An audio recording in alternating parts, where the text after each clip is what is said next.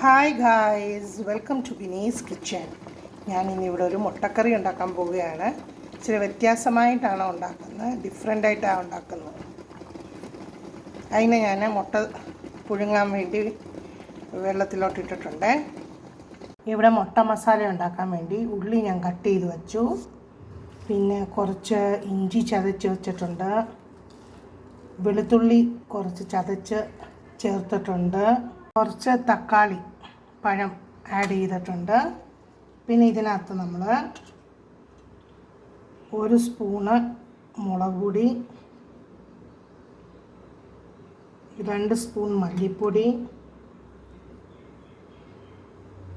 കുറച്ച് മഞ്ഞൾപ്പൊടി, പിന്നെ കുറച്ച് ഗരം മസാല ആഡ് ചെയ്യുന്നുണ്ട്. കുറച്ച് ഗരം മസാല ആഡ് ചെയ്ത് ഇനി ഇതിനകത്ത് ഏകദേശം 1 സ്പൂണ് വെളിച്ചെണ്ണ ആഡ് ചെയ്യുന്നുണ്ട്.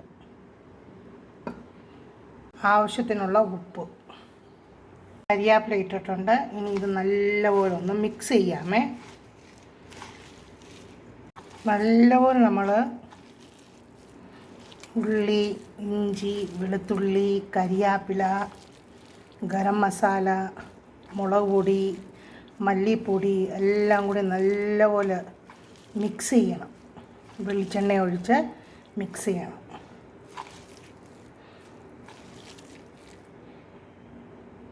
ഇനി ഗ്യാസ് ഓണാക്കി ഇത് നമുക്ക് ഒന്ന് അടച്ചു വച്ച് ഒന്ന് വേവിച്ചെടുക്കാമേ. ഇടയ്ക്കിടയ്ക്ക് ഇതുപോലെ ഇളക്കി കൊടുക്കണം. ഇതിനകത്തോട്ട് തന്നെ ഞാൻ ഇത്രയും ചൂടുവെള്ളം ആഡ് ചെയ്യുന്നുണ്ട്.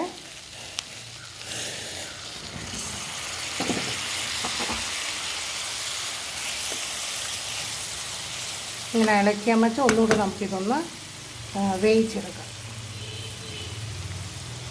ഞാനിവിടെ മുട്ട റെഡിയാക്കി വെച്ചിട്ടുണ്ട്. ഇനി ഇതൊന്ന് ചെറുതായിട്ട് കട്ട് ചെയ്ത് കൊടുക്കാമേ. മുട്ടയെല്ലാം ഇതുപോലെ കട്ട് ചെയ്ത് കൊടുത്തേ.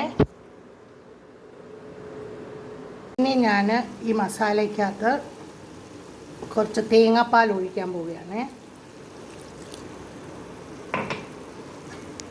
ഇനി അതിനകത്തോട്ട് തന്നെ ഞാൻ മുട്ട പുഴുങ്ങിയത് അങ്ങോട്ട് ആഡ് ചെയ്യുക.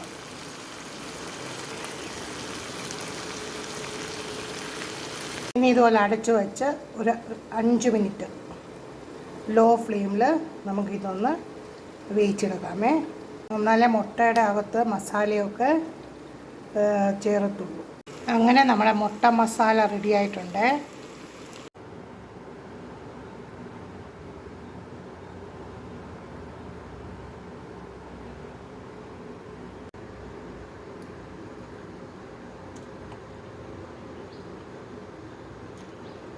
സൂപ്പർ!